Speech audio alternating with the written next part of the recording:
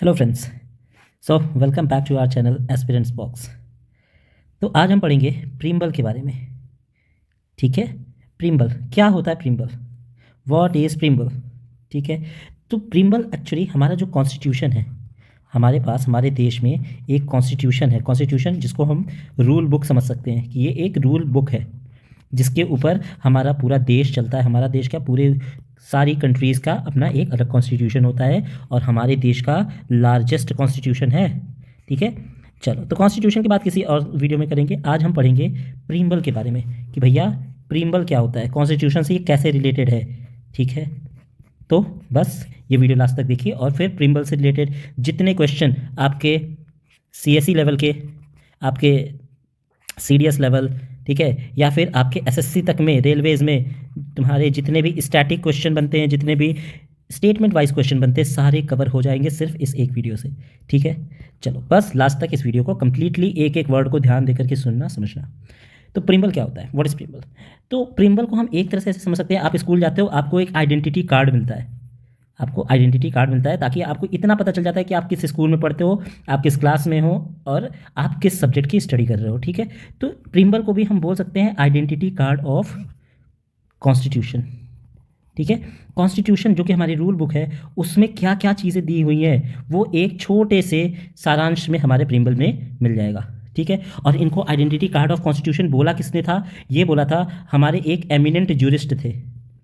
हमारे एक eminent jurist साहब थे जिनका नाम था N.A. पालखीवाला। आई थिंक यही स्पेलिंग होती है N.K. पालखीवाला की। तो ये थे हमारे जिन्होंने प्रीम्बल को बोला था identity card of the constitution.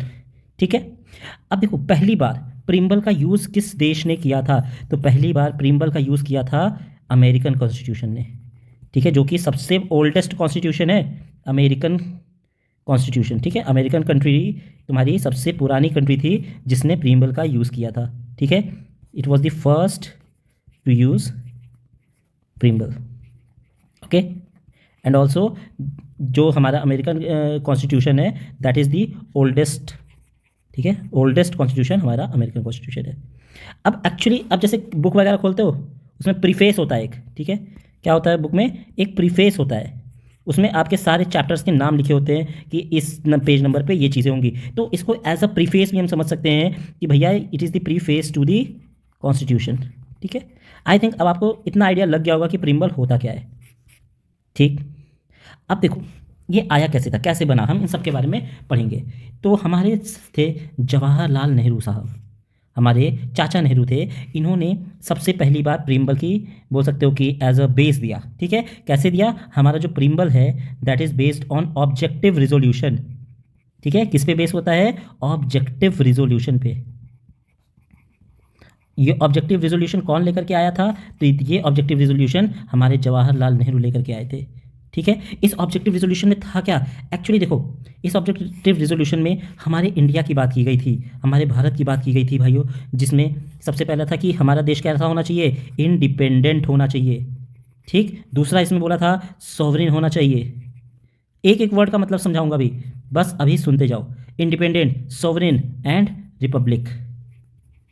ठीक है, ये 3 वर्ड का इन्होंने मतलब यूज़ किया था अपने ऑब्जेक्टिव रिजोल्यूशन में।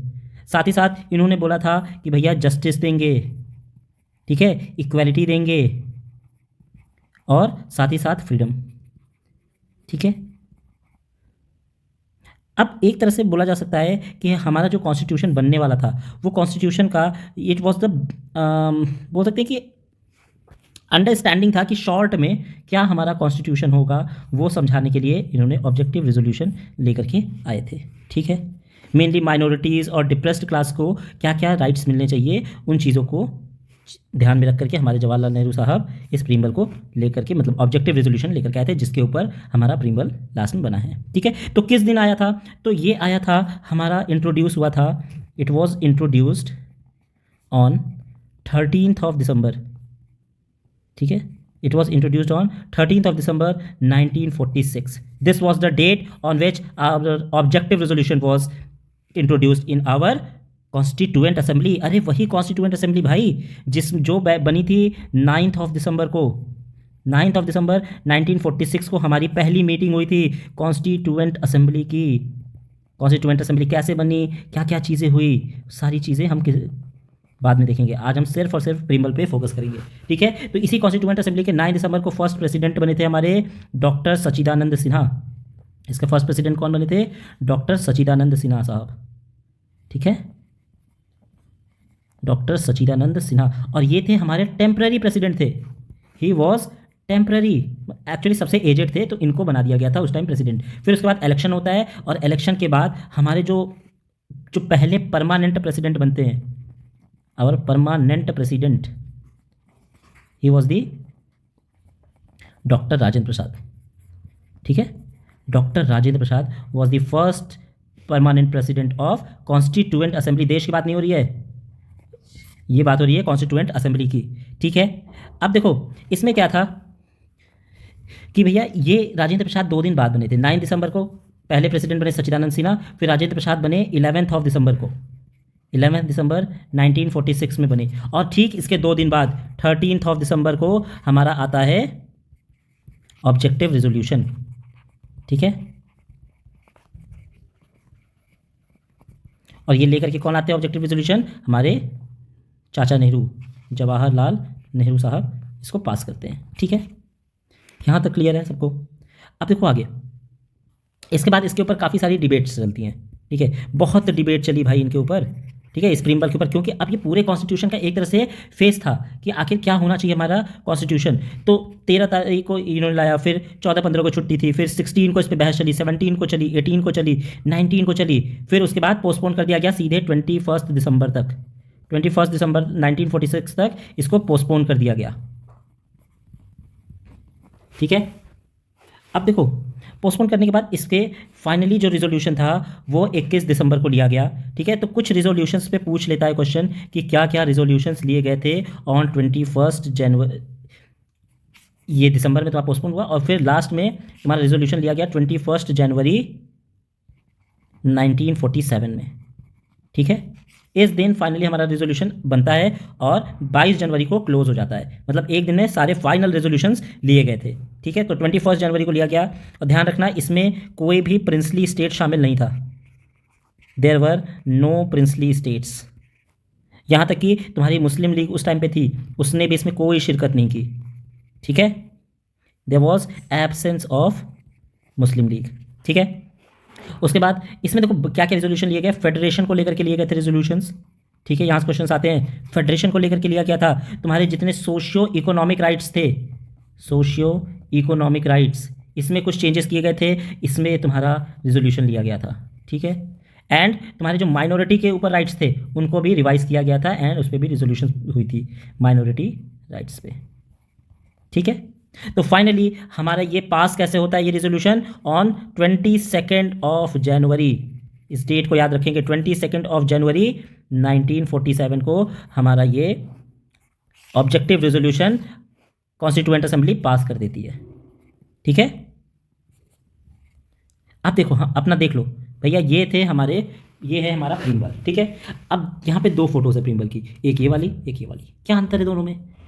ये हमारा पुराना है, दिस वन इज़ ओल्ड, ठीक है, ये हमारा पुराना वाला है and this one is new, ठीक है। क्या अंतर है दोनों में? देखो यहाँ पे, यहाँ पे लिखा है, we the people of India have solemnly resolve to constitute India into a sovereign democratic republic and to secure to all its citizens justice, social, economic and political, liberty of thought, expression, belief, faith and worship, equality of status, opportunity, and to promote among them all fraternity, assuring the dignity of the individual and the unity of nation. In our Constituent Assembly, this 26th day of November 1949, do hereby adopt, enact and give to ourselves this constitution. मतलब हमारा constitution कब लिया गया था, कब पास हुआ? On the 26th of November 1949. ये खुद हमारे प्रीम्बल में लिखा हुआ है ये डेट, ठीक है। इस दिन अडॉप्ट हुआ था, ध्यान रखना, कमेंस नहीं हुआ था, कमेंस 26 जनवरी 1950 में हुआ था कमेंस, ठीक है। कमेंस अगर पूछ दे तो कब हुआ था? 26 जनवरी 1950, बट अगर पूछ ले अडॉप्ट कब हुआ था तो 26 नवंबर। अब दोनों में अंतर क्या है? तो ध्यान दो, यहाँ पे 3 नए वर्ड आए हैं, कौन कौन से नए वाले में? एक आया है आपका ये सोशलिस्ट, ठीक, उसके बाद दूसरा आपका वर्ड आया सेक्युलर, सोशलिस्ट एंड सेक्युलर, ये 2 नए वर्ड हैं, और एक तीसरा नया वर्ड आया है आपका इंटीग्रिटी, ठीक है, ये 3 नए वर्ड ऐड हुए थे। कब ऐड हुए थे हम इसकी आगे बात करेंगे। ठीक है, ये जो 3 नए वर्ड है ना, अच्छा 3 नए वर्ड छोड़ो, पहले ये देखो, ये जो लिबर्टी, इक्वालिटी एंड फ्रेटर्निटी है, ये कहाँ से लिए गए थे, यहाँ से भी क्वेश्चन आता है। तो ये लिबर्टी, इक्वालिटी एंड फ्रैटर्निटी, ये तीनों वर्ड्स तुम्हारे मोटो थे। किसके मोटो थे? Of French revolution. French revolution जो हुआ था उसका मोटो था ये लिबर्टी, इक्वालिटी एंड फ्रेटर्निटी, वहाँ से ये लिया गया है। ठीक है, इसका मोटो था ये। ओके नाउ, अच्छा ध्यान रखना, यहाँ पे ये जो डेमोक्रेटिक वर्ड दिख रहा है, ये डेमोक्रेटिक वर्ड, ठीक है, दोनों में दिख रहा होगा डेमोक्रेटिक वर्ड, हमारे जवाहरलाल नेहरू इसके खिलाफ थे। हमारे जवाहरलाल नेहरू नहीं चाहते थे ये डेमोक्रेटिक वर्ड यूज़ करना। ठीक है, क्यों नहीं चाहते थे? एक्चुअली ये जब ऑब्जेक्टिव रिजोल्यूशन लाए थे तो ऑब्जेक्टिव रिजोल्यूशन में ये डेमोक्रेटिक वर्ड मेंशन नहीं था, इसको ऐड किया गया था। काफ़ी बहसा बहसी चली थी भाई इस डेमोक्रेटिक वर्ड के लिए। हमारे जवाहरलाल नेहरू का कहना था कि भैया हमारा देश इंडिपेंडेंट हो, ठीक है, हमारा देश इंडिपेंडेंट हो, सॉवरेन हो, ठीक है, जो भी स्पेलिंग होती है सॉवरेन की देख लेना यार, और रिपब्लिक हो। ठीक है, डेमोक्रेटिक एक्चुअली उनके हिसाब से लग रहा था कि हम दूसरे जो कॉन्स्टिट्यूशन थे उनका चीटिंग कर रहे हैं। वो नहीं चाहते थे कि हम कॉपी करें किसी दूसरे का। अगर हम इंडिपेंडेंट है, सॉवरेन है, रिपब्लिक है, तो दैट ऑल्सो मीन्स कि हम डेमोक्रेटिक भी हैं, क्यों हम दूसरे को कॉपी करें, ऐसा वो बोलते थे जवाहरलाल नेहरू साहब। लेकिन फिर B.R. अम्बेडकर ने काफ़ी उस पर अपने पॉइंट्स दिए, बाकी लोग भी थे उस कॉन्स्टिट्यूएंट असेंबली में जिन्होंने पॉइंट्स रखे, तो फाइनली ये वर्ड बाद में ऐड कर ही दिया गया था। ठीक है, तो पूछ लेता है भैया कि जब ये हमारा रिजोल्यूशन आया तो ये रिजोल्यूशन पढ़ा किसने था? Who reads this resolution? तो ये रिजोल्यूशन हमारे प्रेसिडेंट साहब ने पढ़ा था। कौन थे हमारे president? President was Rajendra Prasad, doctor Rajendra Prasad. उन्होंने पहले कैसे पढ़ा? इंग्लिश में पढ़ा, ठीक है, उसके बाद इसको हिंदी में पढ़ा, ठीक है, देन हिंदी। अच्छा पूछ लेता है भैया ये बताओ उर्दू में इसे किसने पढ़ा था? उर्दू में भी इसे पढ़ा गया था भाई, और उर्दू में पढ़े थे हमारे श्री मोहन लाल सक्सेना जी। ठीक है, श्री मोहन लाल सक्सेना जी ने इसे उर्दू में पढ़ा था। ठीक, and finally it was adopted. कब अडॉप्ट हो गया? तो it was adopted on 22 of January 1946। ठीक है, इस दिन हमारा ये अडॉप्ट हो गया था, objective resolution by Jawaharlal Nehru. ठीक है, अब देखो, अब एक क्वेश्चन आता है कि भैया हमारा प्रिम्बल हमें देता क्या है? Actually preamble, what preamble gives us, ठीक है, एक्चुअली ये क्या देता है? ठीक है, इसके ऊपर हम बात करेंगे। तो देखो, पहला चीज़ भाई, यहाँ से क्वेश्चन बनता है स्टेटमेंट वाइज, ध्यान दो। पहला कि भैया सोर्स क्या है हमारे कॉन्स्टिट्यूशन का? Sources of constitution.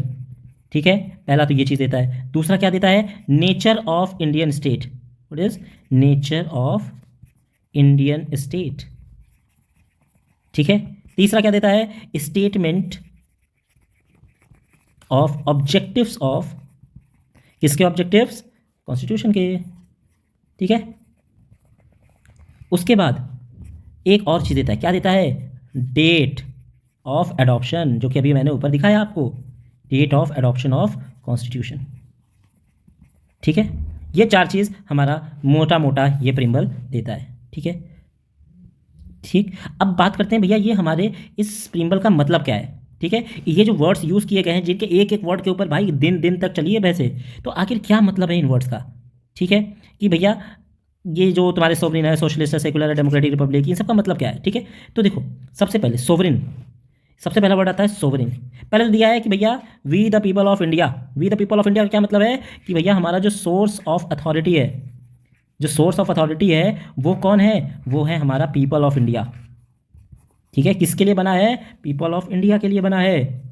ठीक है, पहला चीज़ क्लियर। अब दूसरा आता है सोवरेन वर्ड। ठीक है, दिस सोवरेन, इस सोवरेन का क्या मतलब है? कि पहली चीज़ हमारा जो देश है वो इंडिपेंडेंट है। ठीक है, that is it is a independent authority.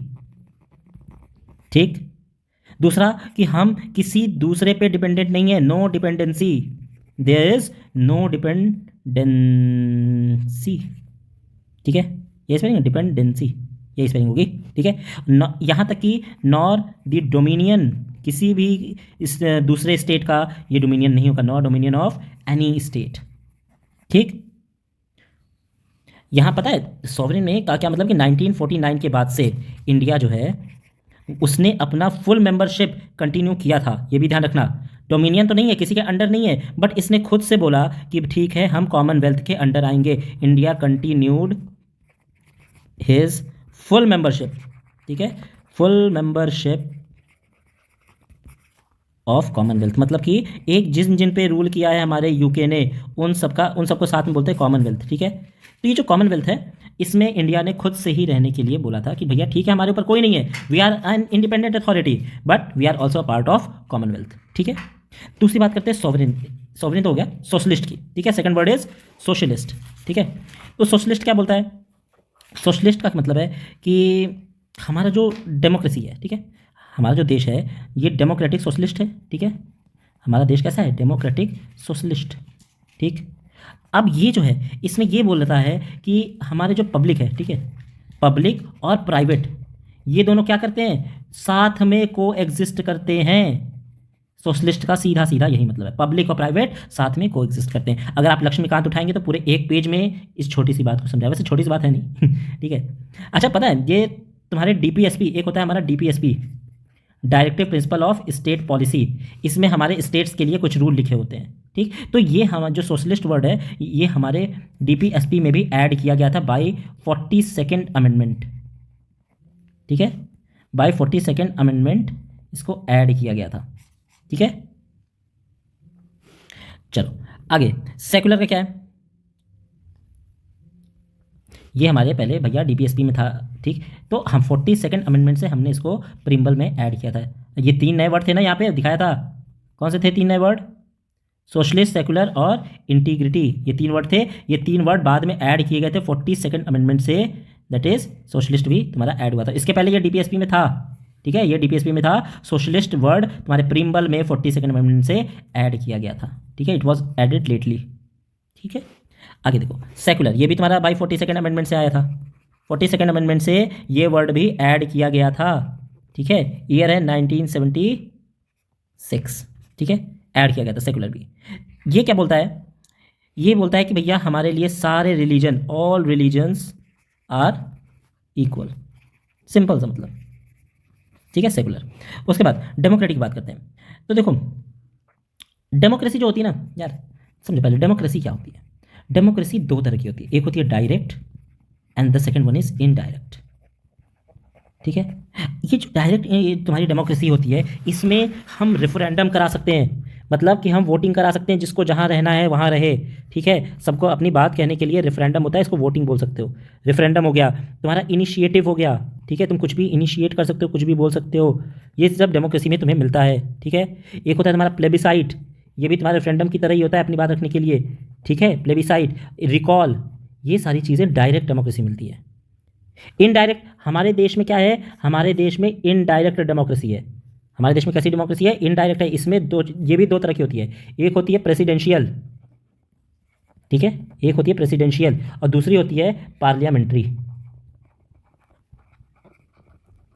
ठीक है, तो हमारे देश में कैसे है? हमारे देश में पार्लियामेंट्री है, भैया जो भी रूल बनाता है पार्लियामेंट बनाता है। तो हमारे यहाँ पे कैसी है? इनडायरेक्ट पार्लियामेंट्री डेमोक्रेसी है। This is in India. ठीक है, क्लियर है? तो हमारा जो ये है डेमोक्रेटिक है। अब डेमोक्रेटिक से ही तुम्हारा रिपब्लिक भी डिफाइन होता है। ठीक है, अब देखो 2 तरह की डेमोक्रेटिक होता है, एक रिपब्लिक होता है, एक होता है तुम्हारा मोनार्क। One is monarch.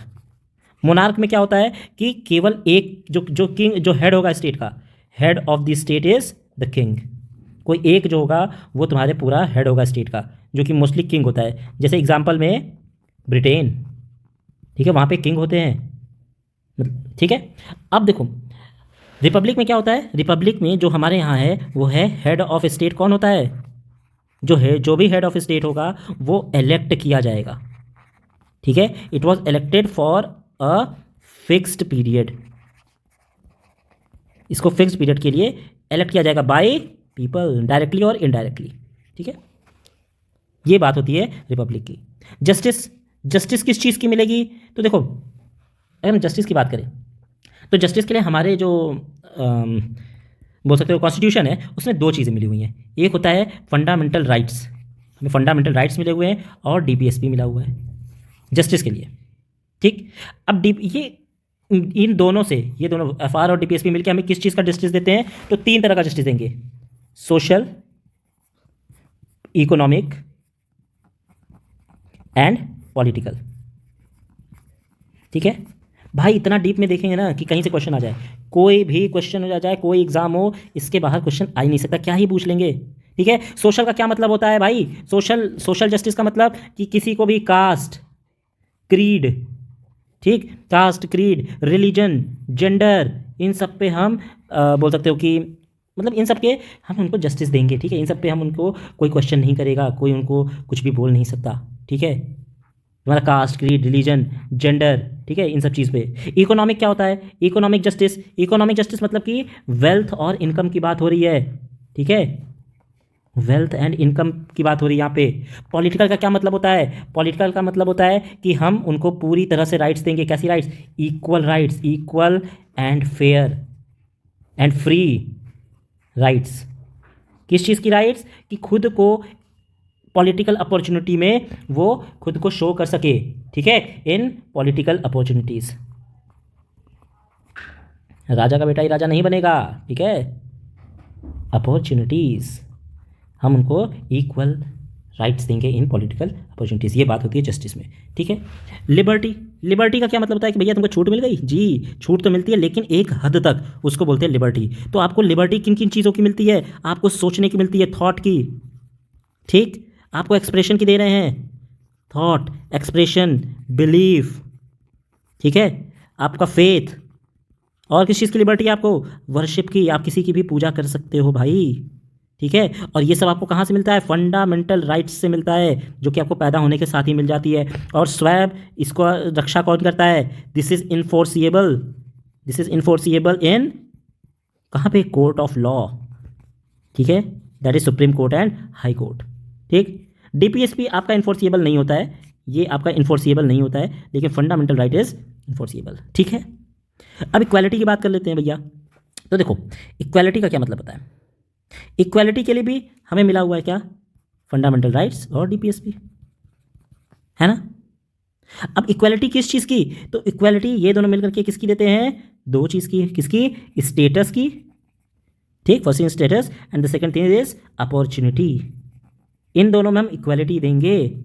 ठीक है, अब देखो कुछ चीज़ के लिए स्पेशल प्रोविजंस हैं। ठीक है, स्पेशल प्रिविलेजेस मिलते हैं, जैसे प्रेसिडेंट साहब को मिल गए, एमपी को मिल गए, वो अलग चीज़ें होती हैं। लेकिन बाकी हम किसी सेक्शन में स्पेशल प्रिविलेजेस नहीं देंगे। ये बात होती है इक्वालिटी में। फंडामेंटल राइट आपकी article 14, article 15, article 16, article 17, article 18, ये सारी इक्वालिटी पे ही तो बात करती है। राइट टू इक्वालिटी है पूरी, 14 to 18, ये आपको फंडामेंटल राइट में मिलेगा, राइट टू इक्वालिटी। किसी दिन फंडामेंटल राइट की बातें करेंगे। ठीक है, डीपीएसपी में कौन सा है? डीपीएसपी में आर्टिकल आपको मिल जाएगा 39। ठीक है, साथ ही साथ आपको दो और आर्टिकल मिलते हैं इक्वालिटी के लिए, that is article 325 and article number 326। ठीक है, ये सारी इक्वालिटी के लिए है। अब फ्रैटर्निटी क्या होता है भैया? फ्रैटर्निटी, तो फ्रैटर्निटी मतलब सिंपल सा है, सेंस ऑफ ब्रदरहुड। ठीक है, भाईचारे का। ठीक है, फ्रैटर्निटी हम भाईचारे की बात करते हैं। और ये ब्रदरहुड हमें कैसे मिलता है? By single citizenship. हमारे यहाँ क्या चलता है? सिंगल सिटीजनशिप है। ठीक है, सारे स्टेट वाले एक ही हैं, भारतीय। ठीक है, और ये फ्रैटर्निटी भी के लिए हमको मिला हुआ है फंडामेंटल ड्यूटी में, इसकी बात हुई है, फंडामेंटल ड्यूटी, जिसमें जो आता है आपका आर्टिकल नंबर 51A में। ठीक है, this is the article of fundamental duty. ठीक, और फ्रैटर्निटी में भी दो चीज़ होती हैं, दो तरह से ये देता है। ठीक है, एक होता है कि भैया डिग्निटी ऑफ इंडिविजुअल, खुद के लिए डिग्निटी ऑफ इंडिविजुअल, पहले खुद के लिए तो भाई खुश रहो, खुद के लिए तो बातें करो, खुद के लिए चीज़ें करो। उसके बाद यूनिटी एंड इंटीग्रिटी ऑफ किसकी? देश के लिए। तो ये दो तरह से फ्रैटर्निटी हमको दिखानी होती है। क्लियर है? ये सारा हमारा यही है, हमारा यही प्रिंबल है, sovereign, socialist, secular, democratic, republic and secure to all citizen. Justice किसकी देंगे? Social, economic, political. लिबर्टी किसकी देंगे? Thought, expression, belief, faith and worship. Equality, status and opportunity की। Fraternity, dignity of individual and the unity and integrity of nation. ठीक है, ये रहता है आपका पूरा पूरा प्रिम्बल। अब देखो लोगों के हिसाब से हमारा अलग अलग है, ठीक है, हमारे कुछ लोगों के हिसाब से प्रिम्बल अलग अलग है, ठीक है। अब देखो जैसे कि हमारे आते हैं ये साहब, ये हैं हमारे के एम मुंशी साहब, ये हमारे कौन है, के एम मुंशी साहब है, ठीक है। ये बोलते हैं कि भैया preamble is the horoscope of our sovereign democratic republic. ये देखो यार पूछ लेता है कि ये लाइन किसने कही थी, ये हमारे के एम मुंशी साहब ने कहा था। ये खुद ड्राफ्टिंग कमेटी के मेंबर थे, ठीक है, ड्राफ्टिंग कमेटी के मेंबर थे जिन्होंने इस कॉन्स्टिट्यूशन को बनाया था, ड्राफ्टिंग कमेटी, ठीक है। यहाँ से भी क्वेश्चन आ जाता है यार कि ड्राफ्टिंग कमेटी के हेड कौन थे, बाबा साहेब बी आर अम्बेडकर साहब, ठीक है, ये हेड थे अम्बेडकर साहब, ठीक। और इसके मेंबर्स कौन कौन थे, सब पढ़ लो, सारा क्वेश्चन आता है, ठीक है। तो हमारे के एम मुंशी साहब इसी के मेंबर थे। इन्होंने बोला था preamble is the horoscope of our sovereign democratic and republic. फिर एक आते हैं हमारे पंडित ठाकुर प्रसाद भार्गव, ये हैं हमारे ठाकुर दास भार्गव, ठीक है। इन्होंने क्या कहा, ये तो बहुत सारा चीज़ कहेगा यार, कि preamble it is the precious part of our constitution, it is the soul of the constitution, it is the key to the constitution and the jewel set of the constitution and last proper yardstick, that is proper yardstick of constitution. ये किसने कहा था, हमारे पंडित ठाकुर दास भार्गव जी ने, ठीक है। ये तुम्हारे कॉन्स्टिट्यूएंट असेंबली के मेंबर थे, कॉन्स्टिट्यूएंट असेंबली के मेंबर थे ये, ठीक है। उसके बाद ये साहब आते हैं, ये हैं हमारे Ernst baker, he is, Ernst की स्पेलिंग क्या होती है, अर्नेस्ट ना शायद से, अर्नस्ट बर्कर, ठीक है। अर्नेस्ट बार्कर साहब हैं, ये एक इंग्लिश के पॉलिटिकल साइंटिस्ट बोल सकते हो, ठीक है। हाँ भैया इंग्लिश के भी साइंटिस्ट होते हैं, ठीक है, पॉलिटिकल साइंटिस्ट हैं इंग्लिश के। इन्होंने बोला था प्रिम्बल इज दी की नोट टू दी कॉन्स्टिट्यूशन। देखो यार पूछ लेगा ये किसकी लाइन है, बहुत बार पूछा भी है, ठीक है। इनकी एक बुक थी, इनकी बुक थी शायद principle of social and political theory करके थी, ठीक है। उसमें इन्होंने कहा था, इस बुक में इन्होंने इस बात की चर्चा की थी, 1951 में आई थी इनकी ये बुक। इन्होंने बोला preamble is the keynote to the constitution. उसके बाद हमारे former chief justice of India, he is the former chief justice of India, ये कौन है, ये है Mohammad Hidayatullah, former chief justice of India, ठीक है। इन्होंने क्या बोला था, इन्होंने बोला भैया preamble resembles the declaration of independence of the USA but is more than a declaration, it is the soul of our constitution which lays down the pattern of our political society, ठीक है। तो भाई ये सब चीज़ें पूछ लेता है कि that it contains a resolve which nothing but a revolution can alter, ऐसे करके इन्होंने काफ़ी चीज़ें बोली थी, ठीक। चलो अब देखो, अब हमारा आता क्या है कि भैया क्या हमारा प्रिम्बल का स्टेटस क्या है, what is the status of preamble. क्या हम इसको लेकर के कोर्ट में जा सकते हैं अगर हमें कुछ मिल रहा है, ठीक है। जैसे हमने बात की भैया ऊपर, किस चीज़ की बात की कि भैया हमको लिबर्टी है थॉट की, हम कुछ भी सोच सकते हैं, हम कुछ भी एक्सप्रेस कर सकते हैं, कुछ भी बिलीव कर सकते हैं, कुछ भी। क्या हम इनमें से हमको कुछ नहीं मिला तो क्या हम कोर्ट जा सकते हैं, तो हाँ भैया बिल्कुल जा सकते हैं। क्यों, क्योंकि हमें मिला हुआ फंडामेंटल राइट्स।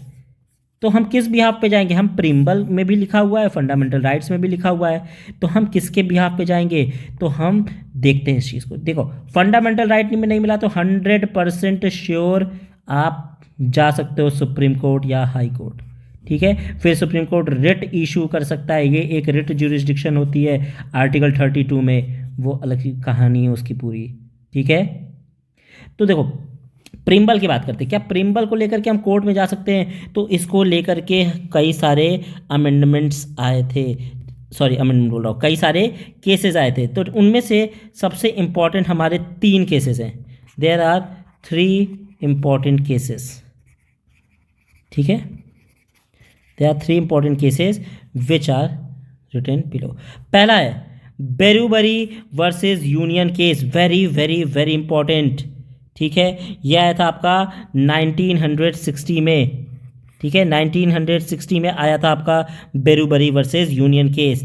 ये भी आपकी प्रिम्बल से रिलेटेड है। और इसमें सुप्रीम कोर्ट का वर्डिक्ट क्या था? इसमें सुप्रीम कोर्ट ने बोला no, preamble is not the part of the constitution. Very very important, इस पे स्टार मार्क कर लो, ठीक है, चांद मार्क कर लो, सूरज मार्क कर लो, जो मार्क करना है मार्क कर लो, लेकिन समझ लो कि भैया बेरूबरी वर्सेस यूनियन केस में सुप्रीम कोर्ट ने क्या बोला कि नहीं, preamble is not the part of the constitution, ठीक है। किस चीज़ का रेफरेंस दिया? तो रेफरेंस अगर मान लो पूछ ले, हायर एग्जाम्स में पूछ सकता है, ठीक है। तो हायर एग्जाम से अगर पूछ ले तो इसका रेफरेंस आपको मिलता है आर्टिकल नंबर 143 के फर्स्ट पार्ट में, ठीक है, वहाँ पे इसका आपको रेफरेंस मिल जाएगा। दूसरा केस आता है आपका केशव नंद भारती वर्सेस केरला गवर्नमेंट। ये केस भी बहुत इंपॉर्टेंट, अरे इससे तो बहुत सारी चीज़ें हुई हैं, बट हम अभी सिर्फ प्रिम्बल से रिलेटेड चीज़ देखेंगे। तो इसमें हमारे सुप्रीम कोर्ट का क्या वर्डिक्ट था कि yes, preamble is the part of the constitution. देखो सुप्रीम कोर्ट के पास भी एक पावर होती है, वो आज अगर बोल रहा है सूरज ईस्ट से निकलता है, तो वो कल अगर चाहे तो बोल सकता है कि सूरज वेस्ट से निकलता है, कोई भी उस पर क्वेश्चन नहीं कर सकता, ठीक है। तो देखो, तो सुप्रीम कोर्ट ने बेरूबरी केस में क्या बोला कि नहीं, पार्ट नहीं है कॉन्स्टिट्यूशन का। और केशव नंद भारती केस में क्या बोला कि yes, preamble is the part of the constitution, ठीक है। और पता है इसमें 13 जज बैठे हुए थे, 13 जजेस, जो कि आज तक की लार्जेस्ट पैनल है। आज तक इतने जज एक साथ एक पैनल में कभी नहीं बैठे, it was the largest panel. Berubari में यार 8 जज थे, ठीक है, देयर वर 8 जजेस इन दिस केस, ठीक है। लेकिन ये इंपॉर्टेंट है, 13 जजेस, आज तक इतने पैनल में जजेस कभी नहीं बैठे थे, ठीक है, पहली बार बैठे थे और आज तक इतने किसी भी केस के लिए नहीं बैठे, ठीक है, केशवानंद भारती केस। उसके बाद फिर आपका ये केशवानंद भारती केस आता है 1973 में, ठीक है, दिस वॉज इन 1973। उसके बाद आपका LIC इंडिया केस आता है, ठीक है, यह आता है 1995 में, this was in 1995 LIC India versus union case. इसमें भी सुप्रीम कोर्ट ने क्या बोला था प्रिम्बल के बारे में कि yes, preamble is the integral part, यहाँ पे एक वर्ड ऐड कर दिया, integral part of the constitution, ठीक है। इसमें 3 जजेस बैठे हुए थे, इसमें ऑल्दो इसका पूछता नहीं है बट बता दे रहा हूँ, इसमें 3 जजेस थे, ठीक है। इधर हमारे सुप्रीम कोर्ट का एक और वर्डिक्ट है कि भैया preamble is the key, what किसकी की है? To the mind of makers, to the mind of the makers of constitution, ठीक है। ये भी हमारे सुप्रीम कोर्ट ने बोला था प्रिम्बल को लेकर के, ठीक। तो हमें बस ये केस याद रखने भैया, किस केस में हमारे सुप्रीम कोर्ट का क्या वर्डिक्ट था, ठीक है, स्पेशली प्रिम्बल को लेकर के, ठीक। तो 2 चीज़ हम प्रिम्बल को नोट करके रख लेंगे, प्रिम्बल के बारे में हमें 2 चीज़ें तो नोट करनी ही करनी है। क्या क्या? पहला चीज़ कि प्रिम्बल, ध्यान से इसको समझो, ये तुम्हारे पूरे इस वीडियो का सारांश लिख रहा हूँ। प्रिम्बल इज नाइदर द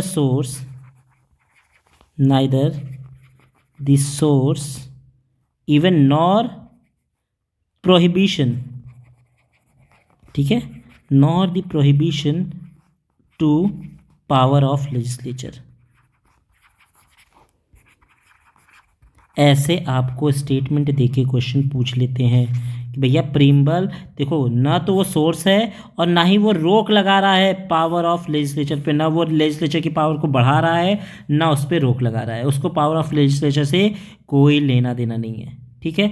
और दूसरा क्या हमको याद रखना है भैया कि प्रिम्बल इज नॉन जस्टिसिएबल, इसको लेकर के आप कोर्ट में नहीं जा सकते, ठीक है, इट इज नॉन इन्फोर्सिएबल।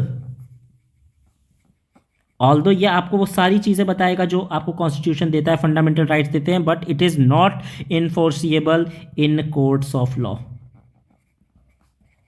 ठीक है, इस चीज़ को ध्यान रखेंगे। ठीक है बच्चा पार्टी। चलो, अब आता है क्या हम प्रीम्बल को अमेंड कर सकते हैं। अमेंड मतलब क्या हम प्रीम्बल में जो लिखा है उसको चेंज कर सकते हैं। क्यों भैया, कर सकते हैं क्या? तो ये भी आपका केशव नंद भारती केस में ये क्वेश्चन उठा था। जो केशव नंद भारती केस था उसमें ये बात भी उठी थी। तो यहाँ से क्या निष्कर्ष निकलता है कि यस, प्रीम्बल कैन बी अमेंडेड। ठीक है, प्रीम्बल कैन बी अमेंडेड, लेकिन क्या चीज़ ध्यान रखना है कि हम उसका बेसिक स्ट्रक्चर से छेड़छाड़ न करें। ठीक है, विदाउट चेंजिंग, यहाँ पे नोट कर लो आगे, without changing the basic structure. ठीक है, without changing the basic structure. ठीक है, मतलब जो वर्ड्स पहले से यार लिखे हुए हैं उनको चेंज ना करके तुम उसमें ऐड ऑन कर सकते हैं। ठीक है, और ये पावर देता कौन है अमेंड करने की? तो अमेंड करने की पावर मिलती है पार्लियामेंट को। ठीक है, ये पावर सिर्फ पार्लियामेंट के पास है। कौन सा आर्टिकल? Article number 368। आर्टिकल 368 में पार्लियामेंट को पावर मिलती है कि वो अमेंड कर सकता है। क्या आज तक अमेंड हुआ है हमारा प्रीम्बल? यस, एक ही बार हुआ है, ओनली सिंगल टाइम। ठीक है, ओनली सिंगल टाइम अमेंडेड, एक ही बार ये अमेंड हुआ है। ठीक है, किससे अमेंड हुआ है? तो this was the 42nd amendment of the constitution India, that is 42nd constitutional amendment act आया था 1976 में। ठीक है, अच्छा, इसी अमेंडमेंट को पता है, इसी अमेंडमेंट को हम मिनी कॉन्स्टिट्यूशन भी बोलते हैं, क्योंकि इससे बहुत सारी चीज़ें हुई थी। ठीक, मिनी कॉन्स्टिट्यूशन भी हम इसी अमेंडमेंट को बोलते हैं, 42nd अमेंडमेंट को। ध्यान रखिएगा इस चीज़ को। ठीक है, और इससे क्या हुआ था भाई, क्या हुआ था? अरे ऊपर ही तो बताया, 3 नए वर्ड ऐड हुए थे। कौन थे वो 3 नए वर्ड? यही है, कौन से? सोशलिस्ट, ठीक, सेक्युलर एंड इंटीग्रिटी। ये 3 नए वर्ड यूज़ किए गए थे, ऐड किए गए थे हमारे प्रीम्बल में bye 42nd constitutional amendment act, जिसे हम मिनी कॉन्स्टिट्यूशन भी कहते हैं, विच वॉज केम इन 1976। ठीक है, and this is where our preamble is ख़त्म। ठीक है, तो भाई इसी को पढ़ना, इसके बाहर कोई क्वेश्चन नहीं आ सकता भाई, इससे डीप में बता भी नहीं सकता, चाहे तुम पूरा लक्ष्मीकांत उठा के देख लो। ठीक है, चलो तो भैया टाटा बाय बाय। वीडियो अच्छी लगे तो भैया प्लीज़ लाइक। ठीक, चलो गुड नाइट, बाय बाय।